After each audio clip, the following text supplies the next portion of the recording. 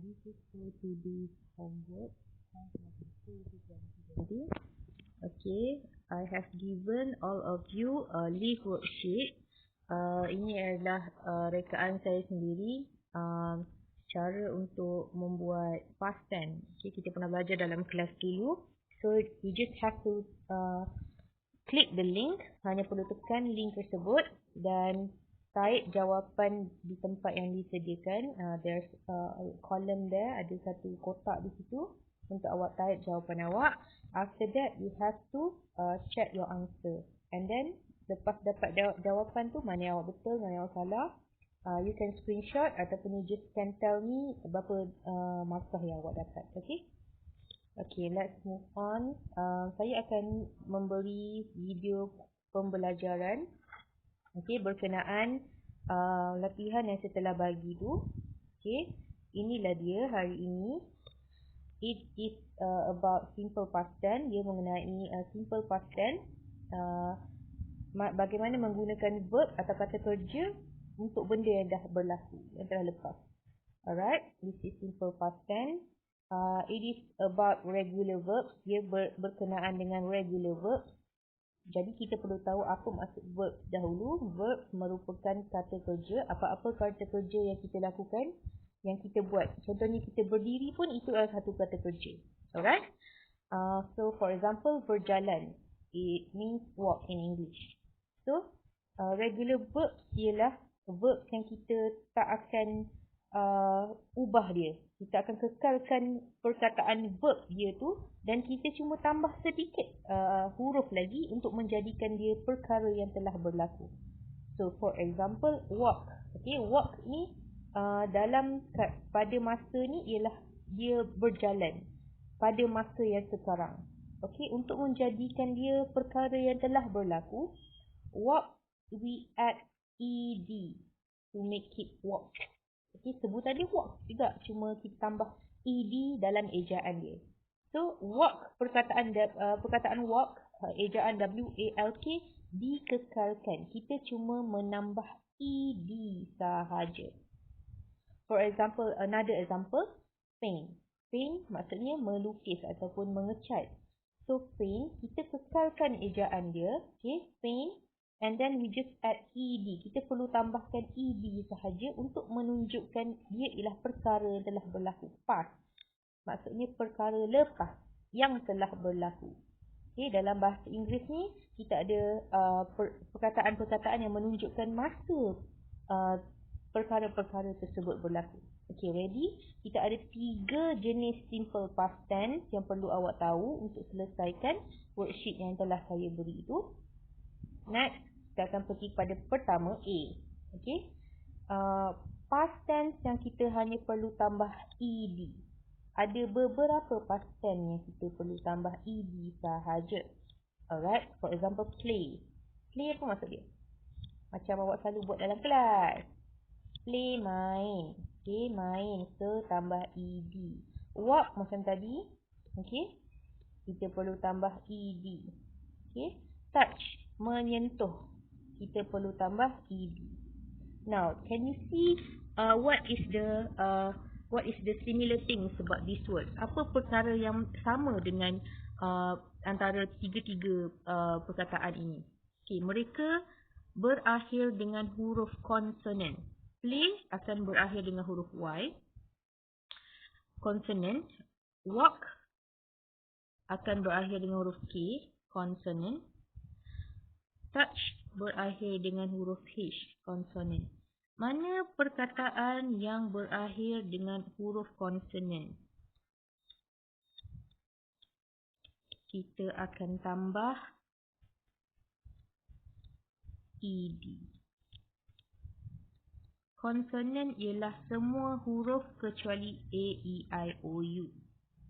Okay, huruf consonant berakhir dengan huruf consonant, jadi kita tambah ed.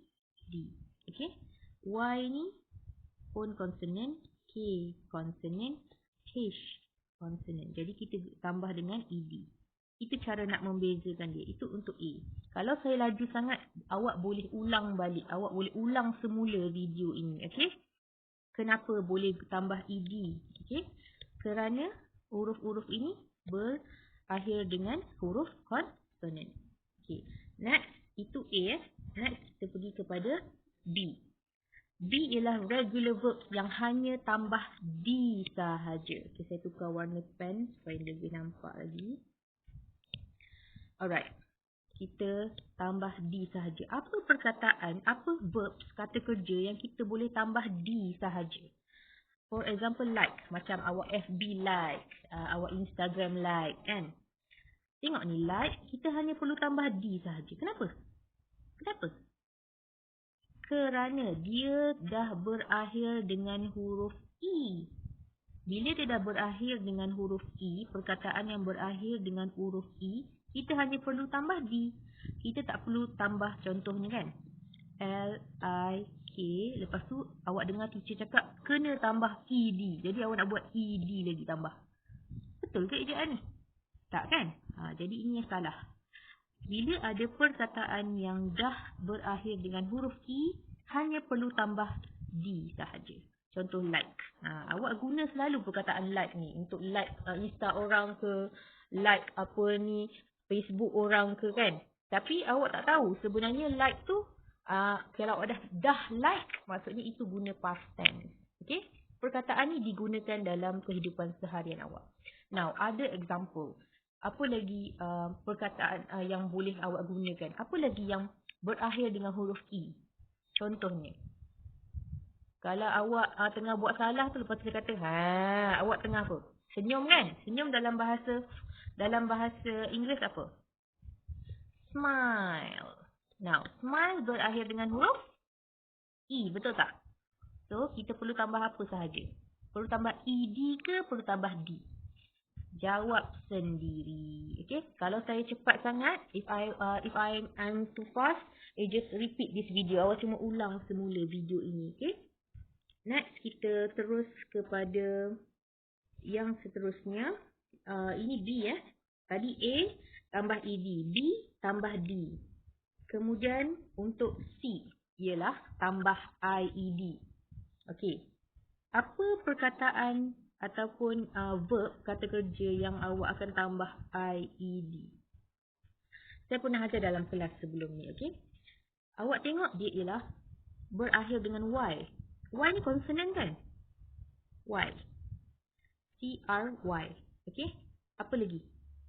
Apa lagi yang macam tu? Cry, try.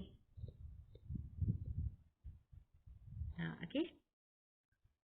Now, untuk cry ni, walaupun dia konsonan, awak tak boleh tambah ED. Awak kena tambah IED. Bila saya cakap cry tambah IED, awak buat CRYIED ke? Ataupun CRIED sahaja. Yang mana betul? Yang YIED salah. Tak boleh tambah Y. Saya ada cakap dalam kelas, bila CRY, perkataan Y ni akan ditukarkan kepada I. Lepas tu tambah ED. Jadi dia akan jadi CRIED. Ini yang betul. English ni pelik. Walaupun Y ni ialah konsonan dan sepatutnya tambah ED kan. Tapi ada juga perkataan-perkataan yang kita perlu tukarkan Y tu kepada I. Awak tak akan dapat fikir benda ni logik sehinggalah awak belajar mendalami bahasa Inggeris dan awak jumpa perkataan ni selalu. Awak akan bila awak dah sentiasa jumpa perkataan ni, awak rasa perkataan ni nampak macam betul, perkataan ni nampak macam salah, baru awak dapat bezakan. Okay? So, dan lagi satu saya tengok hanya perkataan yang ada 3 huruf sahaja yang akan tukar Y kepada I. Contohnya macam try. TRY ni 3 huruf kan? Try, dia akan menjadi try. I've tried. Saya telah cuba.